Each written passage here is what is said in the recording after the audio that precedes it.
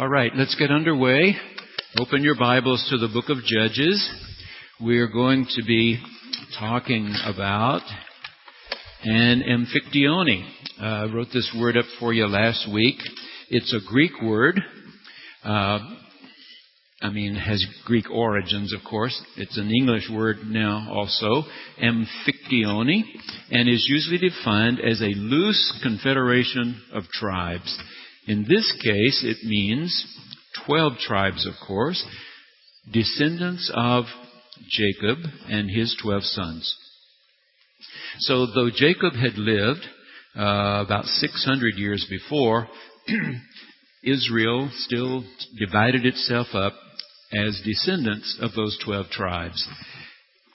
They have had 400 years of kings, abusive kings in Egypt. They're afraid of kings, so they don't want any strong leadership. They decide instead they will settle into the promised land in tribal groups, and hopefully God will lift up someone who can call together, not always all 12 tribes, it may be 3 tribes in a particular group or 4 tribes in another, but enough to take on common enemies. So the book of Judges is about those persons whom God lifted up to lead certain tribal groups against a common enemy.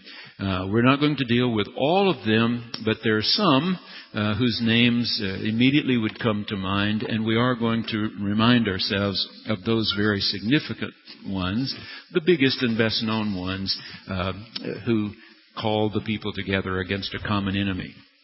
The most important thing about the book of Judges is that we see the recurring pattern. And that is, things go well for the Israelites, and they forget Yahweh, the I am who I am. They forget. And they seek their own ways. They attribute their success to the wrong entities, the gods and goddesses of fertility. Remember that when they first settle into the promised land, most of them are shepherds. Some of them will become farmers in time. Shepherds and farmers. So they're very dependent upon the rain cycles, and they're very dependent upon the fertility of their animals and their spouses, of course. Because lots of women died in childbirth and lots of children died either in childbirth or early childhood, it was important to have a lot of children. And of course, every new pregnancy was a potential life-threatening experience for the woman. So more babies by the women, more calves for every cow, more lambs for every ewe, and so on. So often their prosperity they attributed to the gods and goddesses of fertility. It still bothers me when I hear people on television talk about the Goth gods. Do you ever hear them say that? The gods of the Goth. Of course, they say that every once in a while on CBS with one of the big tournaments. They talk about the gods of horse racing or the gods, and that always bothers me. Plural on that word doesn't work at all. There's only supposed to be one, so ascribe it to something else. I don't like that very much. The same way that when Gail and I watch television together, we're amazed that no matter what happens, so many people's first reaction is, oh my God. Oh my God. If it's something good, if it's something bad. It bothers me because I didn't grow up with that. I did not grow up with that. That was not an expression used by my family. My family didn't do everything wonderfully well, but they certainly did believe the name of God was important. I grew up at a compressor station. 4 company houses, 16 huge Ingersoll Rand compressors, roughnecks, meter changers, that change the little charts on the meters at the wells and so on. Those kind of people. My dad would have skinned one of them if he had ever used the name of God improperly in front of my brother and me. It wasn't done. It wasn't done. God's name was honored. And we didn't say, oh my God, oh my God, oh my God. It didn't happen. Well, It's easy to move into these tempting ways of ascribing your good fortune to something other than the one who gives all good and perfect gifts. And so that's what the Israelites would do. And they would take up with these gods and goddesses of fertility. And then the one true God would be very upset about that and would sort of back away and let someone have their way with the Israelites. And so there would be one enemy from one tribal group, an enemy from another tribal group, and someone would have to be lifted up to lead the people against them. So the one we left off with last week was Gideon. You recall, chapter 6 of Judges, and we were down to verse 36 is where I marked. We'll start there right after we pray. God, this book of yours is all important to us because it tells us things that are forever true about you and sadly forever true about us, but then wonderfully things that are possible as you continue to initiate the possibility of right relationship with you, and when we respond appropriately, then right relationship happens. We come to faith in you once more, and we hear you tell us to love one another. Love, encourage, be kind to, and helpful to one another. We offer ourselves into your loving care. Amen. All right. Let's review just quickly. Gideon is threshing grain. He's a farmer. He's working around a wine press that sort of hides him, he thinks, from the enemies. You and I have not had this experience of somebody coming and taking something we've produced. I remember some years ago, our first trip into Poland. It was 1988. None of us, our State Department wasn't believing either that the Soviet Union was about to break up the following year, 1989. In 1988, we went into Hungary, Poland, Czechoslovakia, and East Germany, 4 of the communist bloc countries. Some of you will remember Tony and Chubby Krukil in our church. Okay, they had come, their family were from Poland, and they still had relatives in Poland. And one night in Warsaw, one of these families they knew in Poland had been allowed to come into town, the city, and to eat dinner with our group. There were about 40 of us. And they ate dinner with us. And the next morning at breakfast, all of us were, wanting to know from the Krukils how their relatives were doing, and did they get to visit after the meal and so on. We had seen them, go off into a corner by themselves. And the thing that they said was, their relatives said, you had more meat at your table than we've had in the last year. But you are pig farmers. Oh, yes. But when the sows are pregnant, the Soviet officials come. And they know when this sow is going to deliver. And just about the time the pigs are ready to be weaned, they come and take all the baby pigs. We try to hide one or two, but baby pigs are hard to hide. And they make noises at the wrong time. And the Russians take our pigs. Okay. That's what was happening to the Israelites. So Gideon is trying to hide his grain when he's visited by the presence of God. He says, Gideon, I've had it now with these folks beating up on my people. So I'm ready for you to lead my people to victory over them. And Gideon starts saying, but I'm a farmer. I'm not a fighter. I'm not a warrior. I'm not a commanding officer. I'm a farmer. And God keeps reassuring him, hey, I can make this happen through you. I can make this happen. All right, we're ready for verse 36. Gideon said to God, in order to see whether you will deliver Israel by my hand, as you have said, so he's going to put God to the test here, I'm going to lay a fleece of wool on the threshing floor. If there is dew on the fleece alone, and it's dry on all the ground, then I shall know that you will deliver Israel by my hand, as you have said. Okay, you understand what the test is. He's got a piece of skin from a sheep. Still has the wool on it. Okay, we're going to toss this out onto the floor where he's been, winnowing grain. And the next morning, if the fleece is wet but the floor is dry all around it, it will mean God wet it, so to speak. God is here. God will do what he says. Okay. And it was so. When he rose early next morning and squeezed the fleece, he wrung enough dew from the fleece to fill a bowl with water.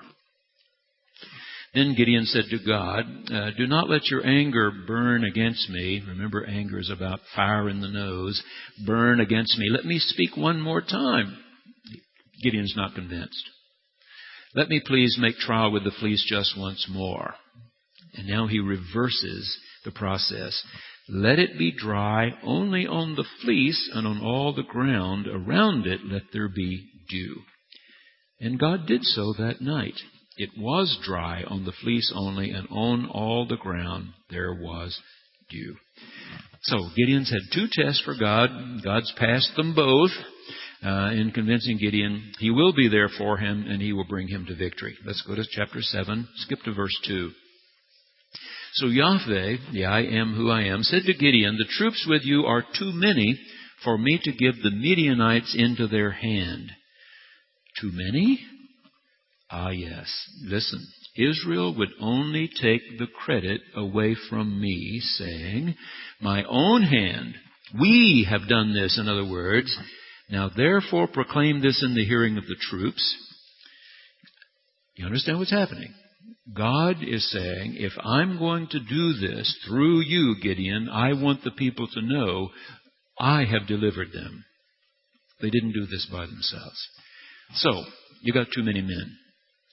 I don't want so many men that they think they've accomplished this. I want so few men that they will know they could not have done this without divine help. That's what he's asking of him. So, say to the troops, whoever is fearful and trembling, let him go home. If you're scared, go home. And Gideon sifted them out. 22,000 returned, that is, to their homes, saying they were frightened. 10,000 remained. Then Yahweh said to Gideon, the troops are still too many. 10,000 too many. Take them down to the water, and I will sift them out for you there. When I say, this one shall go with you, he shall go. And when I say, this one shall not go with you, he shall not go. Understood? So he brought the troops down to the water. And Yahweh said to Gideon, all those who lap the water with their tongues, as a dog laps, you shall put to one side. All those who kneel down to drink, putting their hands to their mouths, you shall put to the other side. Now, what's the point? If these men are so eager now to get on with the battle that they just run through the water, lapping up the water best they can as they go, these are the ones you want. Those who are very careful and get down on their knees, who are dilly-dallying at the watering hole, these are the ones you don't need. That's the point. So the number of those that lapped was 300, but all the rest of the troops knelt down to drink water. So Yahweh said to Gideon, with the 300 that lapped, I will deliver you and give the Midianites into your hand. Let all the others go home. So they start with 22,000. Those are winnowed down to 10,000, 10,000 down to 300. Gideon, with 300 and me, you're going to get this done. Verse 9. That same night, Yahweh said to him, get up, attack the camp, for I've given it into your hand. But if you fear to attack, go down to the camp with your servant Purah, and you shall hear what they say, and afterward your hand shall be strengthened to attack the camp. Well, he was frightened, Gideon was, so he went down with his servant Purah to the outpost of the armed men that were in the camp. the Midianites and the Amalekites and all the people of the east lay along the valley as thick as locusts. Think about it. Gideon has had his forces winnowed down to only 300. And when he crawls down there in the middle of the night, these campfires look like locusts. There are so many of them. And their camels were without number. Countless as the sand on the seashore. I mean, is Gideon getting more frightened all the time? When Gideon arrived, there was a man telling a dream to his comrade. He said, I had a dream. In it, a cake of barley bread tumbled into the camp of Midian, came to the tent, and struck it so that it fell. It turned upside down, and the tent collapsed. His comrade answered, This is no other than the sword of Gideon, son of Joash, a man of Israel. Into his hand God has given Midian and all the army. Remember, Gideon is a farmer who was threshing grain. So the barley loaf is Gideon and his 300 who are going to be able to crush the Midianites. That's the dream interpretation. When Gideon heard the telling of the dream and its interpretation, he worshipped. Now remember, worship in our language comes from an old English word which had a TH in the middle. Worthship. Worthship. Worship is expressing what one believes has greatest worth. That's what worship is all about. It is saying, I am here in this place doing what we're doing because I believe God Almighty is worthy of my attendance and my participation. God is worthy of my attendance and worthy of my participation. Okay? That's what worship is all about. Okay.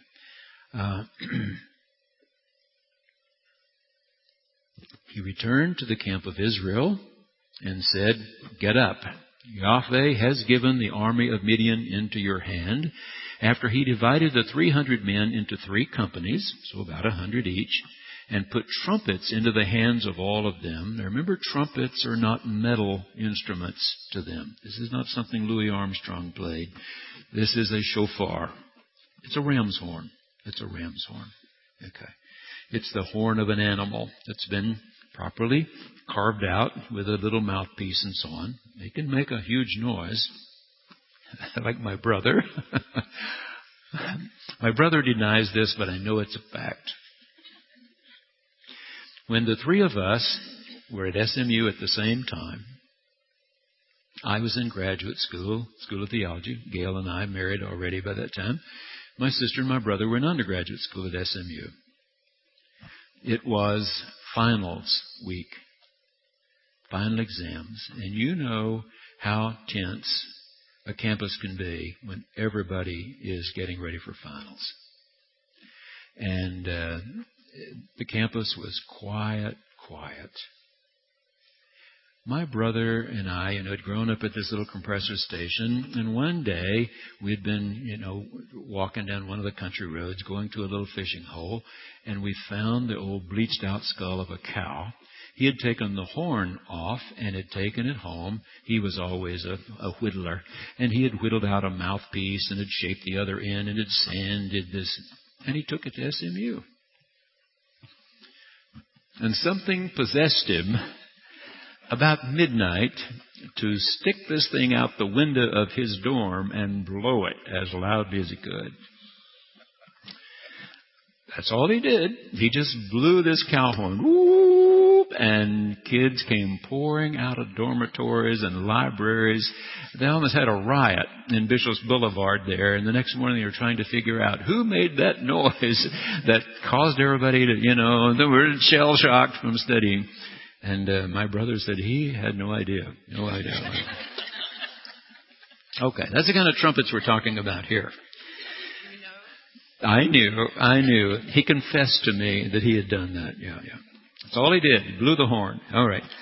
So he put trumpets into the hands of all of them and empty jars. with torches inside the jars.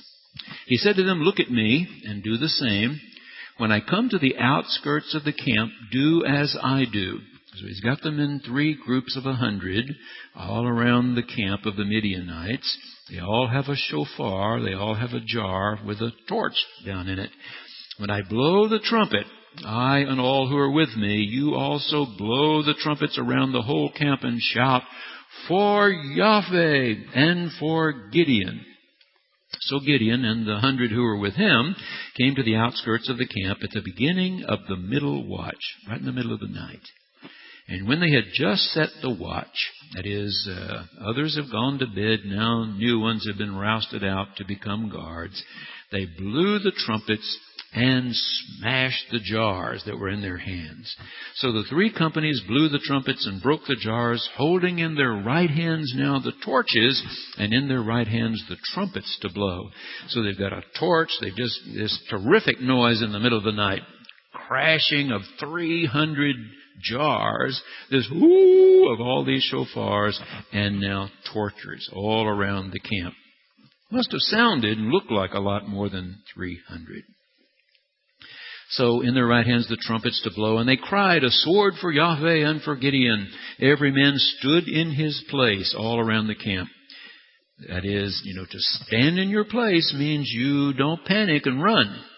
You hold your ground. And all the men in the camp ran, not the Israelites.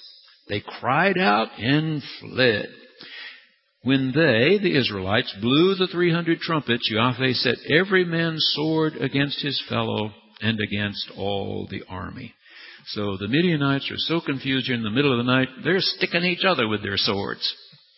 They're in disarray. Skip down to verse 25. So the Israelites captured the 2 captains of Midian. Look at the very last sentence of chapter 7. They brought the heads of Oreb and Zeeb to Gideon beyond the Jordan. I mean, if you catch them, you kill them, and you cut off their heads. Look at chapter 8, verse 4.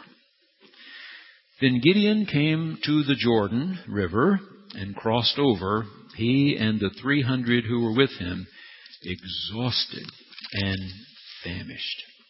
All right, not much else there for you and me. Skip down to verse 22. Then the Israelites said to Gideon, "Rule over us, you and your son and your grandson also." And they mean, of course, set up a family almost like a king here. "Be the leader of our tribe. For you have delivered us out of the hand of Midian." Gideon said to them, "I will not rule over you, and my son will not rule over you. Yahweh will rule over you." Skip down to verse 28. So Midian was subdued before the Israelites, and they lifted up their heads no more. So the land, that is, where these tribes lived, there's still strife going on in other parts. These 12 tribes had spread out over a pretty big territory.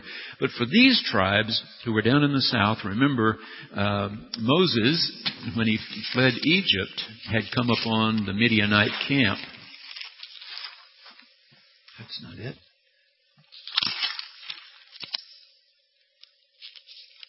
Oh, I went too far. The Midianites were down to the south. So we're talking about battles down in here against Midianites. Moses, married into the Midianite family, if you would. But now the Midianites are giving him lots of trouble. So you have peace in one area, but you could still be having wars. And we're going to read about Gilead in just a few moments here. So it doesn't mean all 12 tribes had peace for 40 years.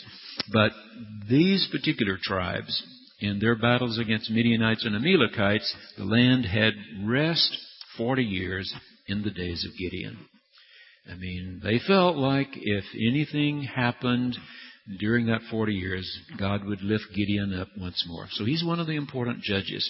Look at verse 33, still in chapter 8.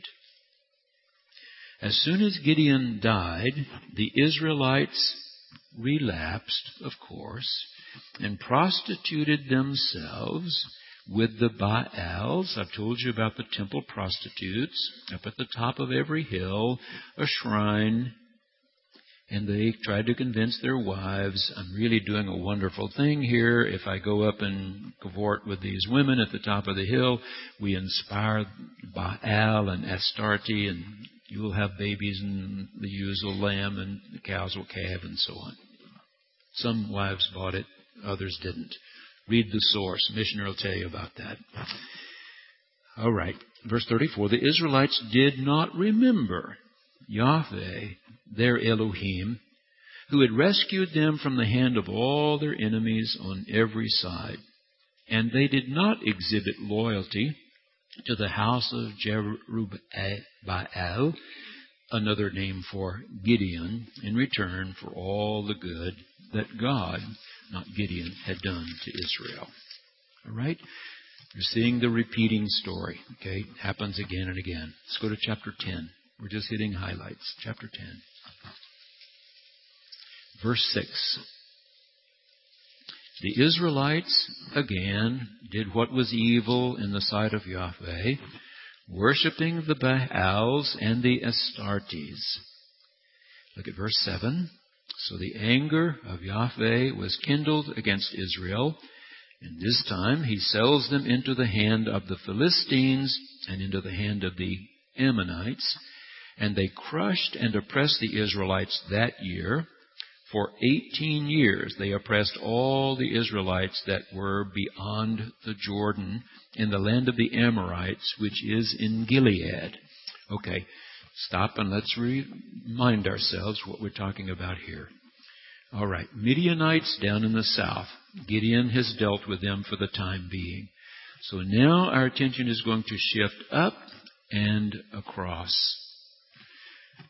On Jeopardy, one time they were having the final question on Jeopardy, and it was, which Middle Eastern country dropped the prefix trans from its name in 1948? And it was Jordan. Jordan. Until 1948, this country was called Transjordan. Across the Jordan. Now they just call themselves Jordan again. But this, in biblical parlance, is Transjordan, across the Jordan River. All right, now we're going to concentrate on the territory right over here called Gilead. And the old spiritual that we know is Jeroboam in Gilead comes from a later time, about 200 years later, when David has built the new capital city at Jerusalem. Doesn't take care of being a father. One of his sons rapes one of his daughters, you recall, his half-sister. Her full brother, Absalom, is very upset by that, angry that his father doesn't do the right thing by his sister, and eventually plots revenge, takes over the capital city, as you recall. David and his men flee. And they flee down the winding road to the Jordan and into Gilead. And scholars believe that if Absalom had followed his father immediately, he would have been able to overtake David's forces and perhaps have killed his father and been king. But his advisors said, to show the people that you're truly king, you need to spend the night with your father's concubines. Show yourself the man. Sleep with his women. And the symbolism will be what you need. So Absalom decided to do that, and David was able, with his great commander Joab, to reconvene, regroup. And when Absalom finally gets there, then here's the battle, and David says, remember, we've got to defeat these folks, but take care of my son Absalom. Absalom finally rides under a tree, and he had this long, beautiful hair, according to the Bible, and somehow he gets caught by the branch. He gets caught, and someone yells to Joab, the commander, Absalom's hanging in the tree over there, and Joab goes over and dispatches him. Now, David, of course, has said, don't hurt my son. But Joab is a military man, and he knows if we kill Absalom, all these other men on both sides get to go home to their families. Let's deal with the troublemaker. Cut off the head of the snake.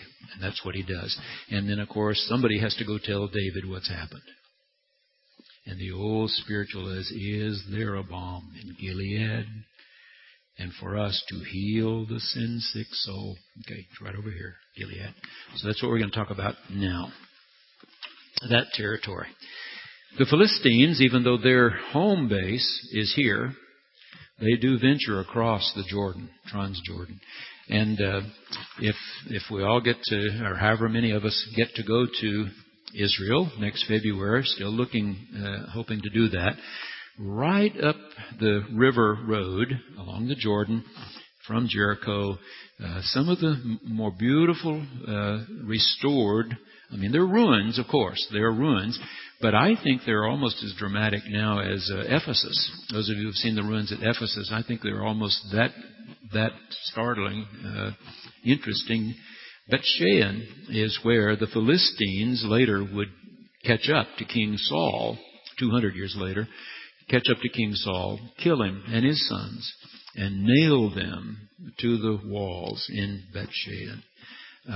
So it's right here. So Gilead is just across the river. The Philistines, though their home base was where today's Gaza Strip is, and their major cities, 3 of them, were right there along the Mediterranean, they did go across the Jordan at various times. Okay, so that's what this is about. God sold them into the hands of the Philistines, into the hand of the Ammonites, and they crushed and oppressed them, and so on. So, verse 10, the Israelites cried to Yahweh, finally, we've sinned against you because we have abandoned our Elohim and have worshipped the Baals. And the Lord said to the Israelites, did I not deliver you from the Egyptians? I mean, how short is your memory? Look on down at verse 13. Yet you have abandoned me and worshipped other Elohim. Therefore, I will deliver you no more. Go and cry to the Elohim whom you have chosen. Let them deliver you in the time of your distress. And the Israelites said to Yahweh, we have sinned. Do to us whatever seems good to you, but deliver us this day. So they put away the foreign Elohim from among them and worshipped Yahweh, and he could no longer bear to see Israel suffer. God said, let the ones you've been worshiping deliver you. But when he saw that they were making an effort, they put aside their foreign gods and say they've turned back to him, he has great compassion for them. Which brings us to the next great judge, chapter 11. Now, Jephthah, the Gileadite, okay, the what? Gilead. Okay, he lives over here, in Gilead. That's the next big battle area. Notice how the writers want you to see that God often picked the most unlikely persons to be judges. I mean, we can see why Moses was the right person to go back to deal with Pharaoh. He'd grown up in Pharaoh's house. But Gideon was a farmer. He was not a soldier. Never had been a commander-in-chief of anybody's army. Well, Jephthah was the son of a prostitute. That's what it says right here, which means he was nobody. He was sort of despicable to everybody else. I mean, prostitution has always been around. It was around then, but children who were unfortunate victims of prostitution were often treated terribly, badly. In France, Gail and I went to see the tapestry at Bayeux. You recall that this tapestry was done shortly after the Battle of Hastings in 1066. I'd only read about the tapestry, and nothing I had ever read told me what it was going to look like. I was still imagining it was going to look like almost a big carpet, like you see tapestries at the Vatican. The folks in Normandy have made magnificent tapestry for centuries and centuries, but the ones you see in the corridors of the Vatican look like huge rugs to me, big carpets. Beautiful, but carpets. The one at Bayou is nothing like that. It's actually embroidery. It's embroidery. And it's only about 18 inches high. But it's 70 yards long. 70 yards long. And on top and bottom, they've made little marks so that you can tell what they're going to describe to you next. And you get a headset in your language, and you can, at your own pace, walk along. You can pause and so on, look as long as you move on. Very, very interesting. But William the Conqueror, who crossed over from Normandy, and Bayeux is in Normandy, where the tapestry is. His palace was at Caen, still there. Almost 1,000 years later, still there. You can visit the palace. His wife still buried there in the cathedral in Caen, not in England, in Caen, France. But you know what William was called before he won the battle? William the Bastard. That was his name. Now, how does that help one start out in life? To have that be your name. What kind of attitude does it give you about everybody else, you see? Well, here's Jephthah, the prostitute's kid. And God's going to make of him a mighty warrior. By his growing up in the school of hard knocks, okay? He was a mighty warrior. Gilead was the father of Jephthah. Skip down to verse 5, latter part of 5. The elders of Gilead went to bring Jephthah from the land of Tob. They've treated him horribly. He's left. And they said to Jephthah, because they know he's a strong guy, come and be our commander so that we might fight with the Ammonites. But Jephthah said to the elders of Gilead, are you not the very ones who rejected me and drove me out of my father's house? Why do you come to me now when you are in trouble? The elders of Gilead said to Jephthah, nevertheless, that is, you're right. We have now turned back to you so that you may go with us and fight with the Ammonites and become head over us, over all the inhabitants of Gilead. You'll come and help us fight this battle. You'll be our number one man. Jephthah said to the elders of Gilead, if you bring me home again to fight with the Ammonites, and Yahweh gives them over to me, I will be your head. And the elders of Gilead said to Jephthah, Yahweh will be witness between us. We will surely do as you say. So Jephthah went with the elders of Gilead, and the people made him head and commander over them. Okay, there's a lot of detail there I don't think you need. Let's go to verse 30. Chapter 11, verse 30. And Jephthah made a vow to the Lord. This is the part of him we know about, remember.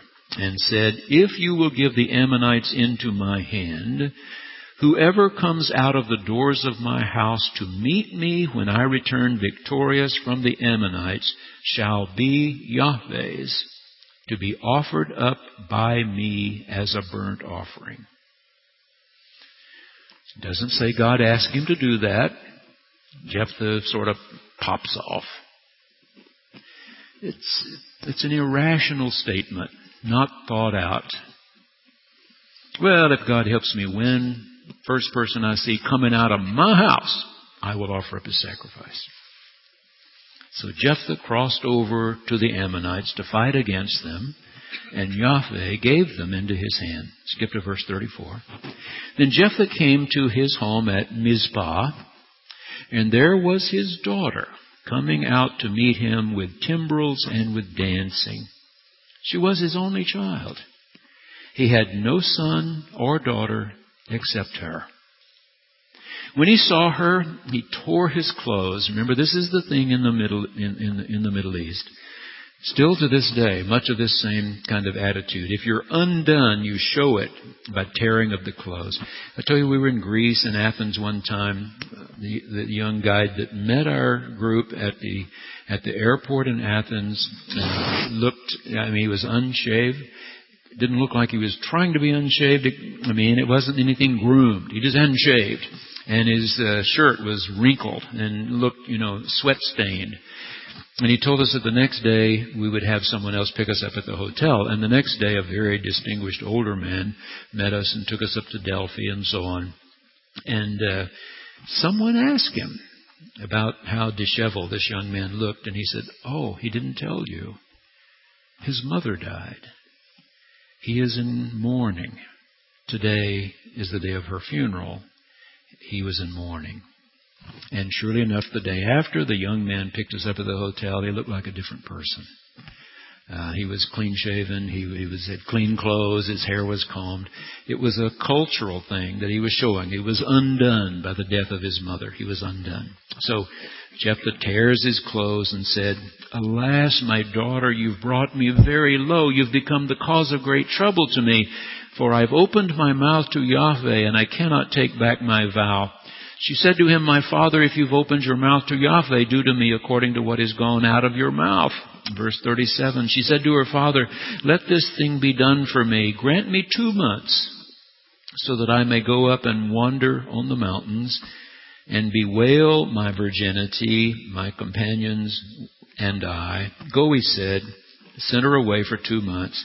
So she departed, she and her companions, and bewailed her virginity on the mountains. At the end of 2 months she returned to her father, who did with her according to the vow he had made. She had never slept with a man. She bewailed that she didn't get to know that part of her life. We need to be really careful what we say when we try to bargain with God. But if we say something rash, we need to realize it was a rash statement,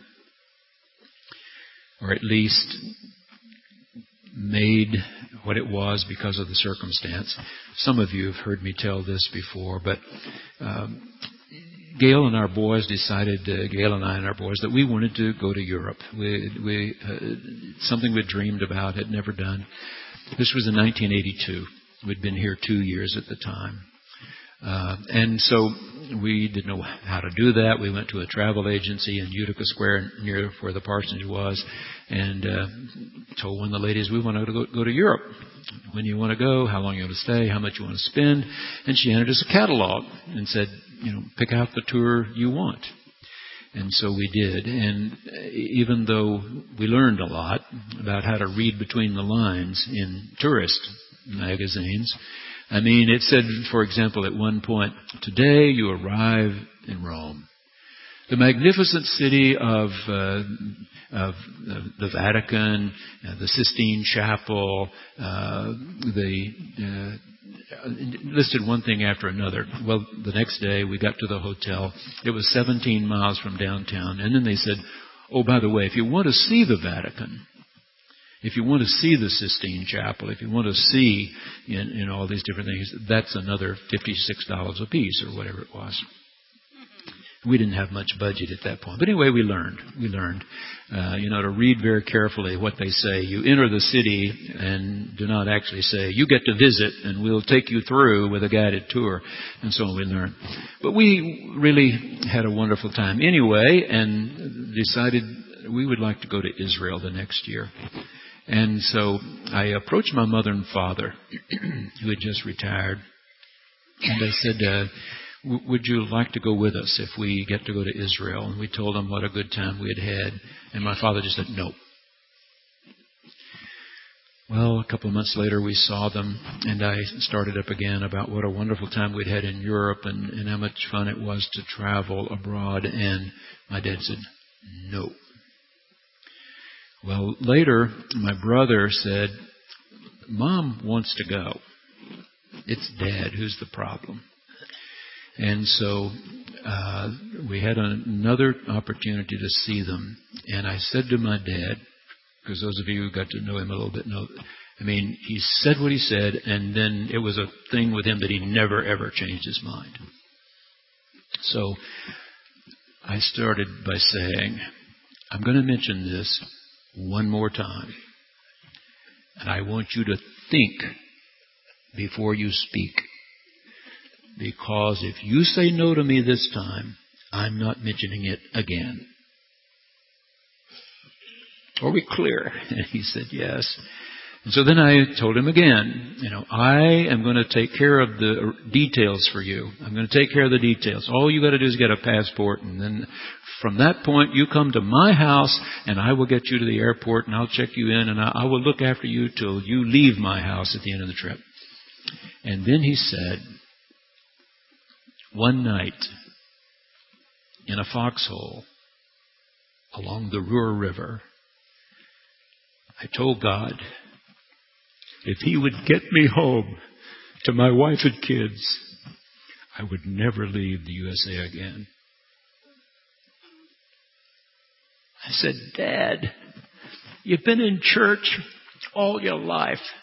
You know God doesn't hold people to things like that. God doesn't hold you to that. He's not going to love you less if you travel abroad. You were frightened to death. Any one of us would have done whatever we thought we could to bargain with God at that point.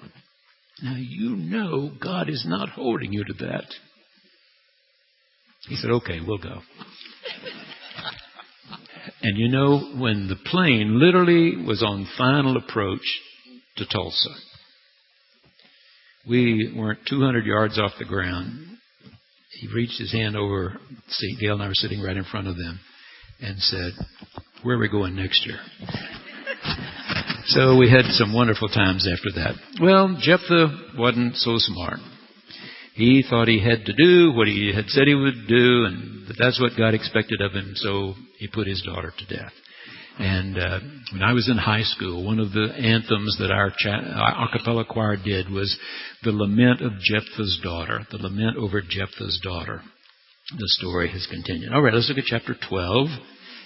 Move along here. Verse 7. Jephthah judged Israel 6 years. Then Jephthah the Gileadite died and was buried in his town in Gilead. Gilead was a territory. In his town, Mizpah in Gilead. All right, chapter 13.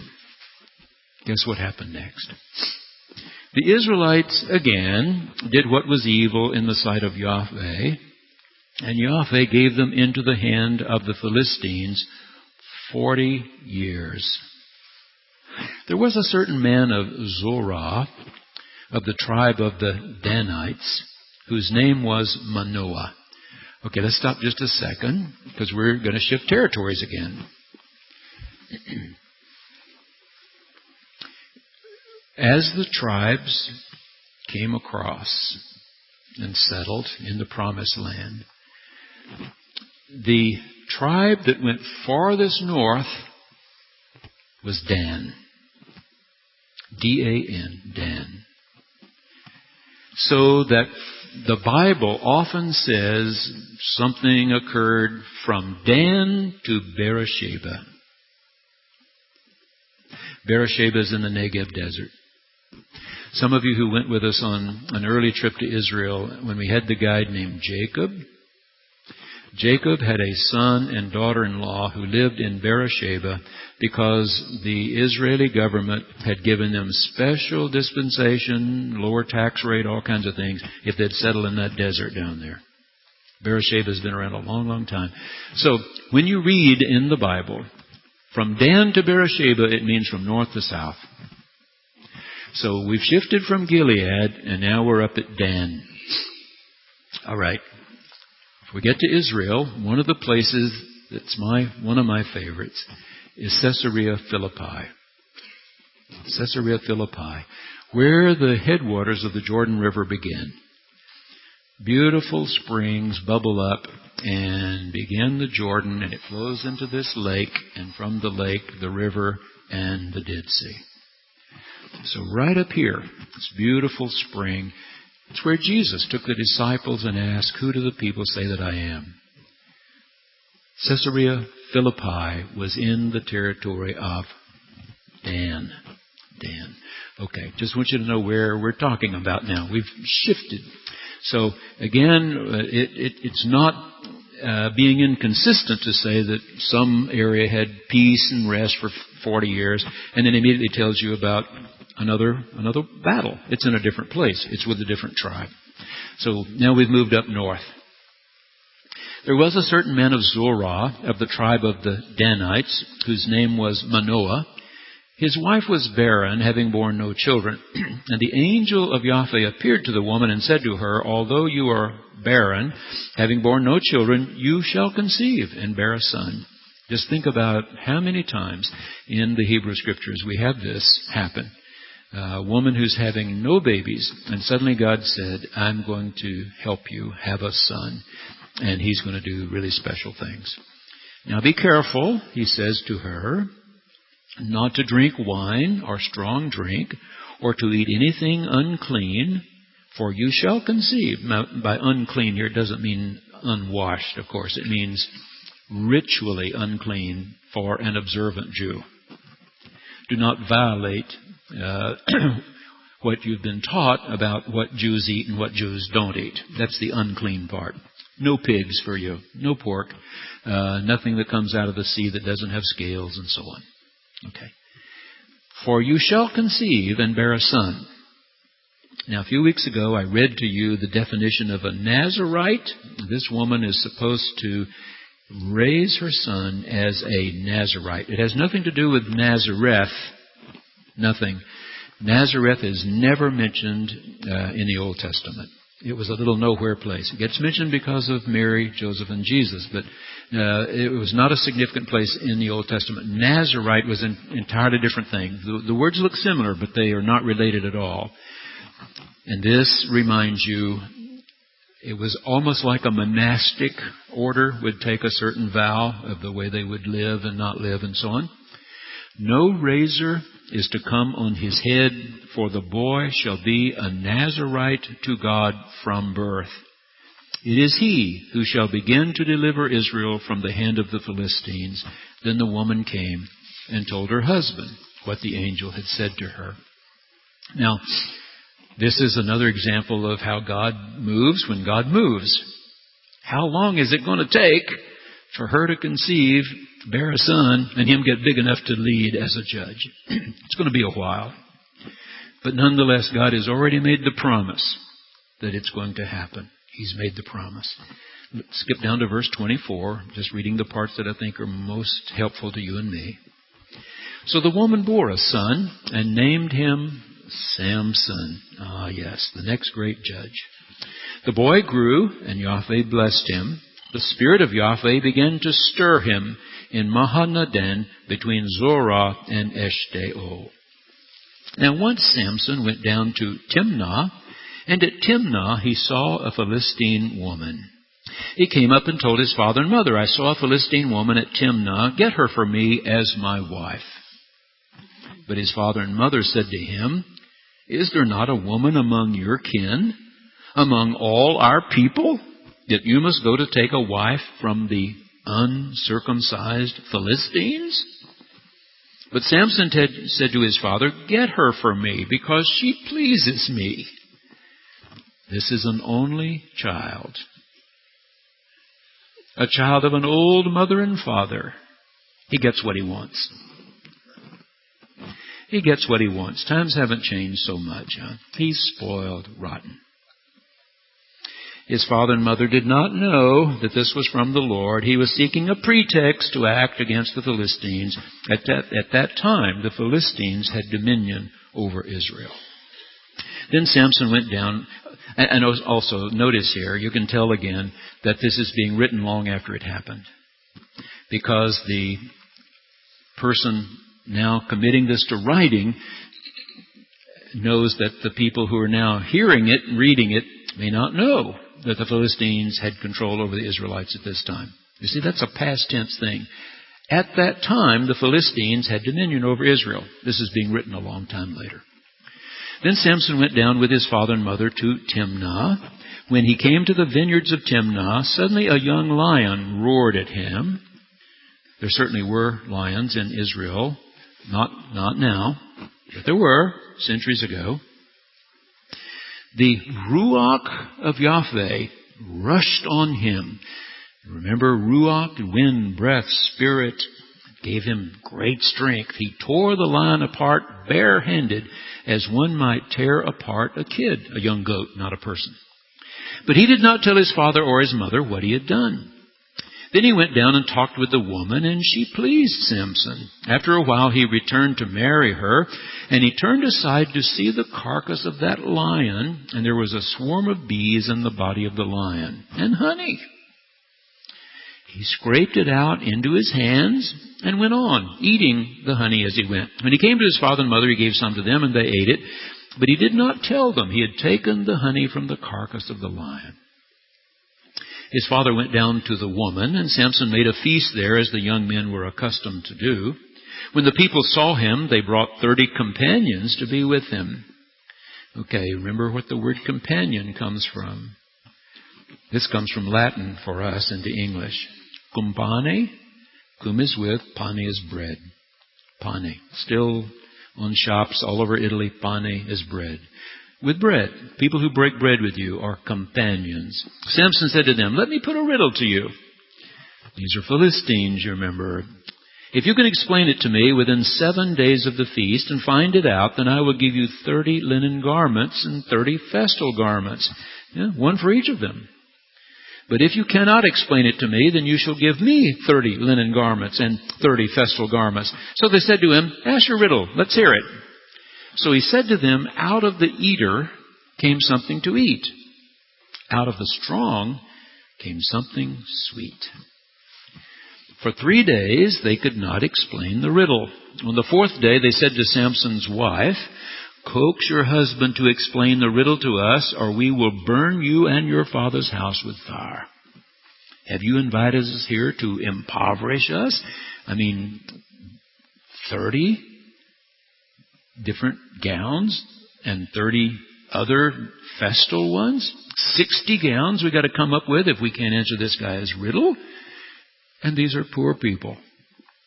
So Samson's wife wept before him, saying, "You hate me. You do not really love me. You've asked a riddle of my people, but you've not explained it to me." He said to her, "Look, I've not told my father or mother. Why should I tell you?" She wept before him the 7 days that their feast lasted. And because she nagged him on the 7th day, he told her. Then she explained the riddle to her people. The men of the town said to him on the 7th day before the sun went down, "What is sweeter than honey? What is stronger than a lion?" The answer to the riddle. He said to them, "If you had not plowed with my heifer, you would not have found out my riddle." Then the Ruach of Yahweh rushed on him, and he went down to Ashkelon. That's one of the 3 capital cities of the Philistines. He killed 30 men of the town, took their spoil, and gave the festal garments to those who had explained the riddle. Yes, he paid what he said he would pay, but he took them off of dead bodies, Philistines. In hot anger, he went back to his father's house, and Samson's wife was given to his companion who had been his best man. Her father took her and gave her to another. All right, we're going to have to stop. Next week is May 23, and we'll pick up with what happened to poor Samson after that. If you haven't been to church, don't rush off.